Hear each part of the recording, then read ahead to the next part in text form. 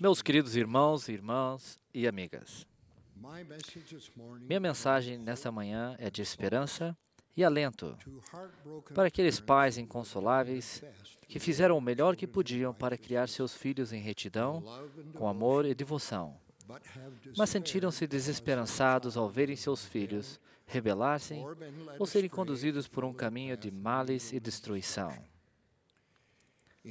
Ao contemplar sua profunda angústia, lembro-me das palavras de Jeremias. Uma voz se ouviu em Ramá. Raquel chora seus filhos. Não quer ser consolada quanto aos seus filhos. Por isso, o Senhor deixou essa grande certeza.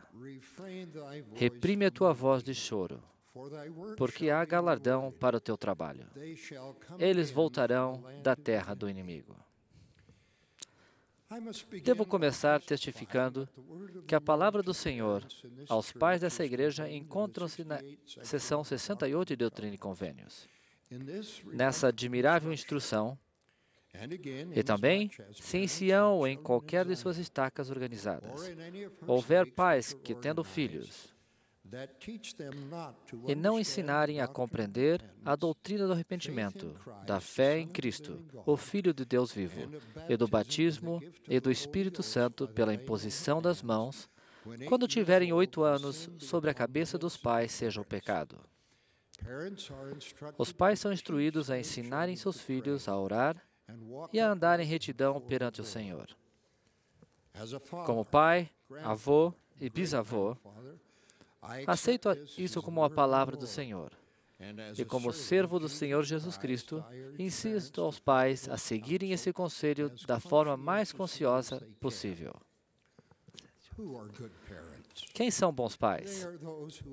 Aqueles que, com amor, fervor e sinceridade, procuram ensinar seus filhos, por exemplo e por preceito, a orar e a andar em retidão perante o Senhor.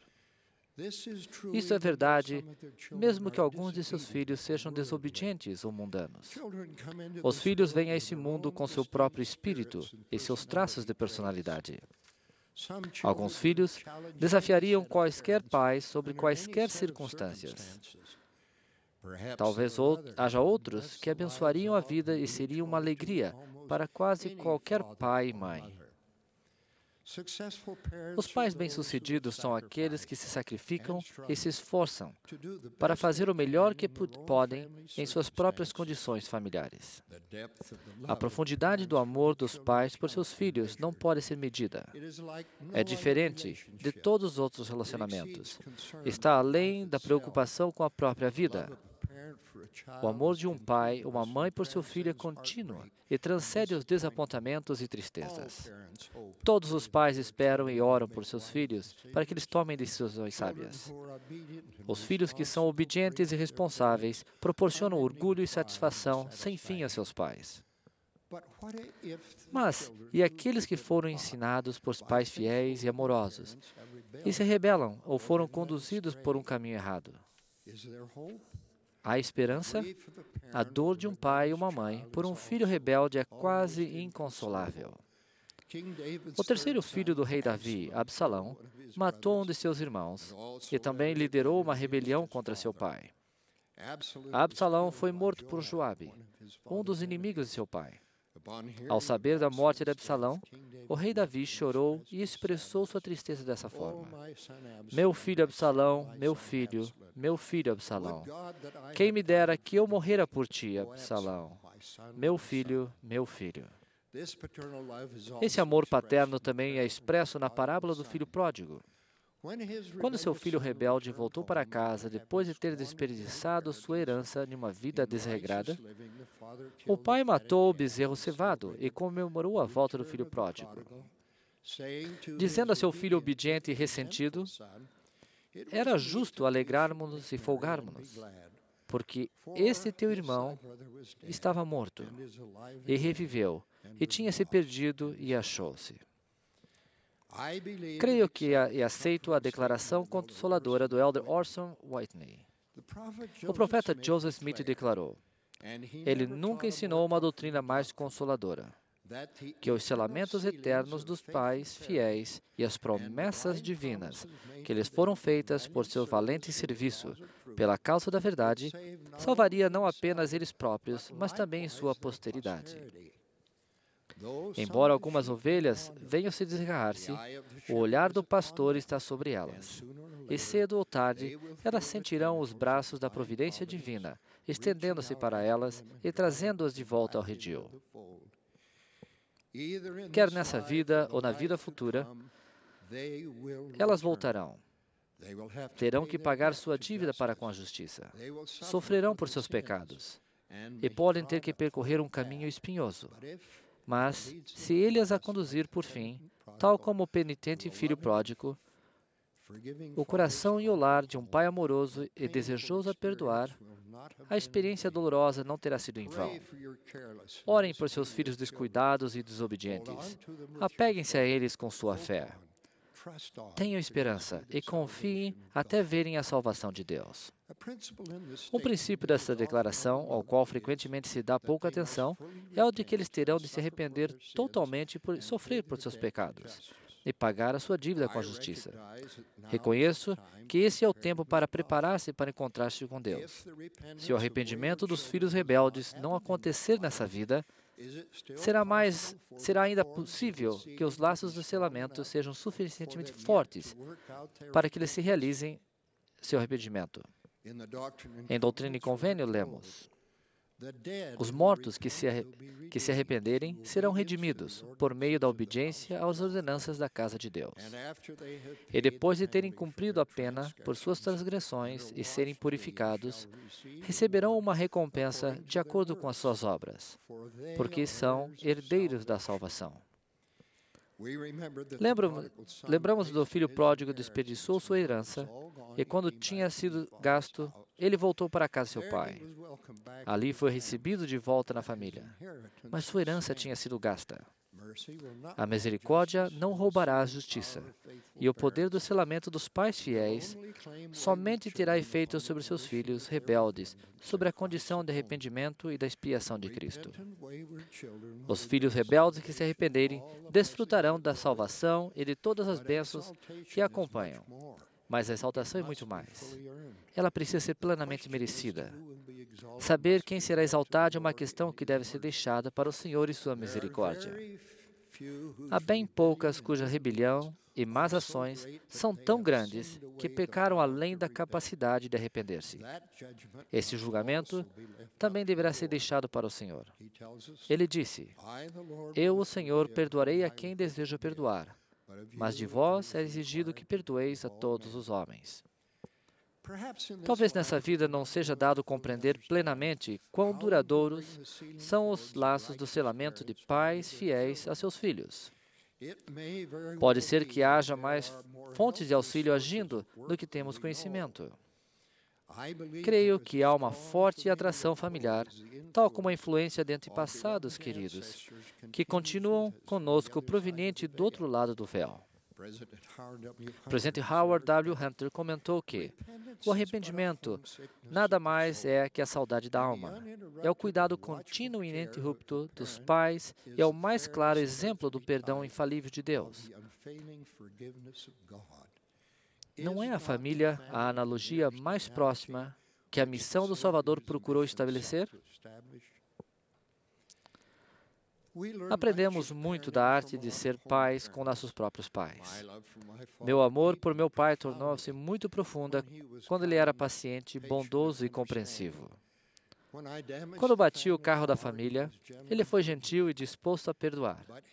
Mas seus filhos podiam esperar uma firme disciplina quando havia a menor mentira ou uma violação contínua das regras, mas principalmente quando desrespeitávamos nossa mãe. Meu pai já faleceu há quase um século, mas ainda assim,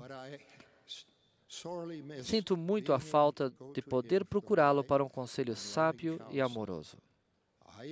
Admito que questionei seu conselho, mas jamais poderia questionar seu amor por mim. Jamais quis desapontá-lo. Um importante aspecto de se fazer o melhor que podemos como pais é proporcionar uma disciplina amorosa, porém firme. Se não disciplinarmos nossos filhos, a sociedade pode fazê-lo, de um modo que nós ou nossos filhos não apreciaremos. Parte da disciplina dos filhos consiste em ensiná-los a trabalhar. O presidente Gordon B. Hinckley disse: um dos maiores valores é a virtude do trabalho honesto. O conhecimento sem trabalho é inútil. O conhecimento com trabalho é talento.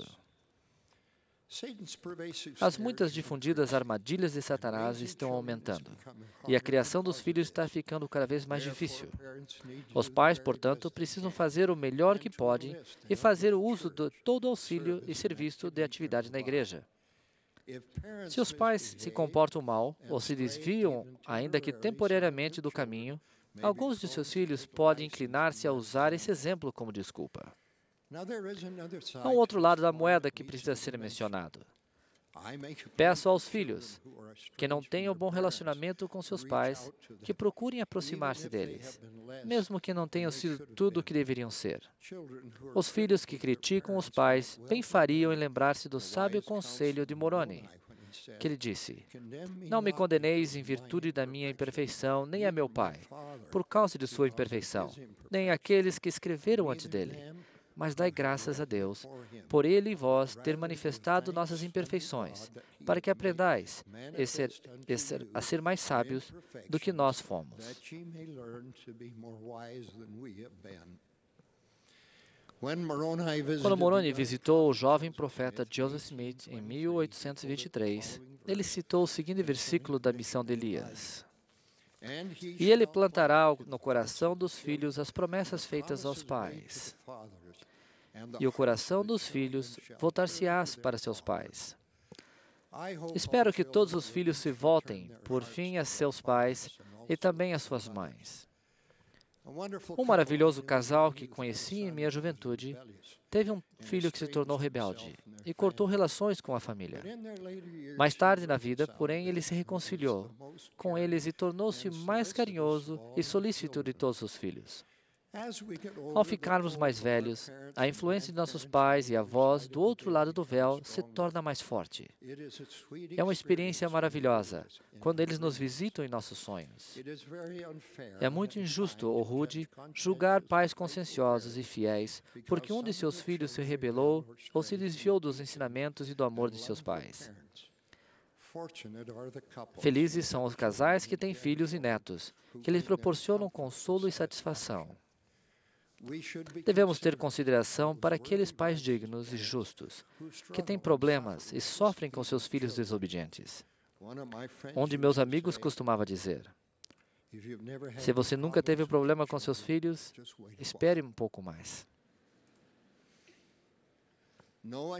Ninguém pode dizer com grau de certeza que seus filhos farão sob certas circunstâncias. Quando minha sábia sogra via os filhos dos outros comportando-se mal, ela costumava dizer: nunca diga que meus filhos não fariam isto, porque não pode ser que eles estejam fazendo exatamente o mesmo enquanto estou falando.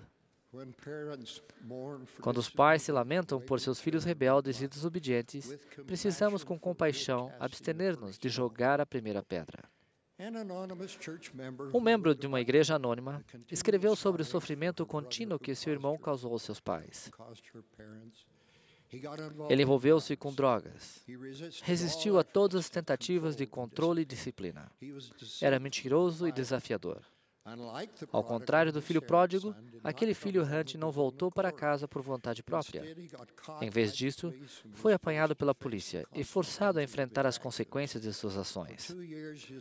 Por 2 anos, seus pais pagaram o programa de tratamento de Bill, que, por fim, fez com que ele se livrasse das drogas. Em resumo, a irmã de Bill comentou: acho que meus pais extraordinários. Eles nunca vacilaram em seu amor por Bill. Embora discordassem dele e até odiassem o que ele estava fazendo, a si mesmo e a sua família, Mas eles dedicaram a família a ponto de apoiar Bill em tudo que fosse necessário para ajudá-lo a atravessar os momentos difíceis e chegar a uma situação mais estável. Eles exerceram o Evangelho de Cristo de modo mais profundo, sensível, amplo, amando alguém que tinha se desviado do caminho. Não sejamos arrogantes, mas sim agradecer humildemente se nossos filhos forem obedientes e respeitarem nossos ensinamentos do caminho do Senhor. Para os pais inconsoláveis que foram justos, diligentes e fervorosos ao ensinarem seus filhos desobedientes, dizemos que o bom pastor está zelando por eles. Deus conhece e compreende seu profundo sentimento. Há esperança. Sejam reconfortados pelas palavras de Jeremias. Há galardão em seu trabalho, e seus filhos voltarão da terra do inimigo. Esse é o meu testemunho e oração, em nome de Jesus Cristo. Amém.